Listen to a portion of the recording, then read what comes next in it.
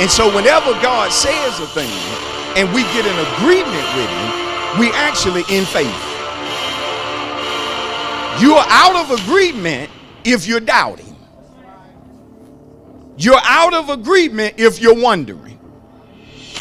God say you're healed, but you don't feel your healing. You out of agreement. You have to agree with God. You have to walk with God and say, I'm healed, even though it don't feel like it.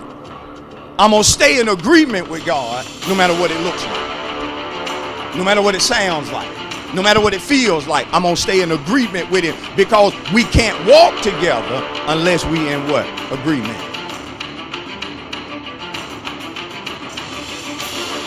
How far is he bringing us? Because some of us, he's actually brought you farther than what you're giving him credit for.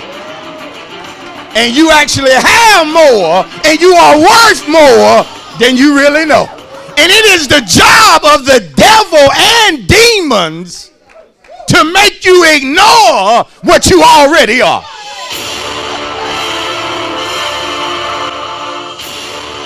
You need to enjoy family.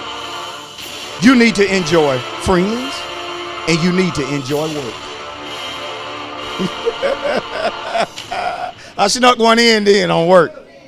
Because see, if you get to the point to where you're not enjoying one, it'll affect the enjoyment of another.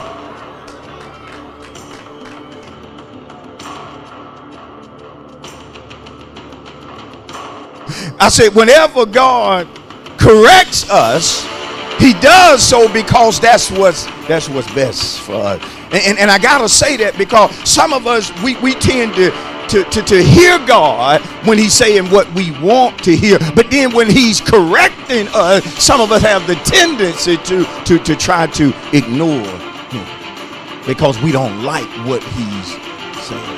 The trouble that you're in is something that you got yourself in. But it is amazing how easy it is to get into something and how hard it is to get out of. Pastor, it was easy to get in it, but now I'm trying to get out and I'm finding it difficult to get out. Yet I know a man that no matter how difficult it may be to get out, he's proven to get folks out of.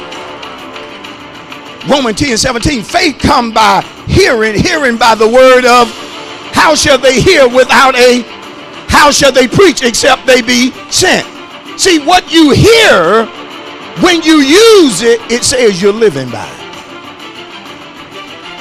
Get turned down for something, but you ain't crying because you're using what you hear. You know it's your season, even though they told you no. Good God Almighty, I'm talking to somebody. God didn't give you that dream just to give it to you. He wants it to become a reality. But the reason dreams don't become reality is because people don't use it. See, I'm here not just to pull potential out of you when it comes to the church. I'm here to pull potential out of you when it comes to your career, when it comes to your family, when it comes to your money, when it comes to your health. That way we can stand and say and testify, telling the truth, that I'm productive in every aspect of my life. That means I'm reaching my full potential. You say, Pastor, I pray every day. Yeah, but when you pray, sometime again, God chooses to hear your prayer, but then I'm going to talk to you through your pastor. Oh God, yeah, that's when you got to come to church, because I got something I want to say to you. Even when it came time for God to deliver Israel out of Egypt, out of 400 years of bondage, he could have did it any way he chose to do it, but he chose to use a man by the name of Moses. He said, Moses, you go down and you talk to Pharaoh for me, and you tell Pharaoh to let my people go. See, he was going to use Moses as a deliverer. And sometimes we're going through stuff and we have to listen to the one that God has chosen to use as a deliverer, as a mouthpiece. I'm listening so I can use the knowledge and understanding that Pastor is giving me and transform my life for the better. I'm in a hole that I can't get myself out of, so I'm listening to see what God would have for me to do. I'm listening because the doctors say they don't know what's going on with me, but I'm getting an understanding about the stripes that he took. I'm getting the understanding that he took 39 to the spine, that I could walk in divine healing. And then Jesus himself told a group of folk that healing is his children's bread. In other words, when I get an understanding, I may go through in my body, but I got a right to be healed. I got a right to feel better. Oh God, I'm preaching to somebody that's going through in your body. Make up in your mind that you got a right to be healed, because that's the only time the word is guaranteed to change your life for the better once you become obedient to it, once you become submissive to it. That's when Paul told the church, put your body under what? Subject. See, the flesh has to be put under subjection in order to obey the word, because sometimes God will tell us to do that which he knows we don't want to do. And if you don't know how to put your flesh under subjection, you won't do what God tells you to do. You'll do what you feel like doing. And some of us in the state we in this morning as a result of always doing what you feel like doing rather than doing what God told you to do.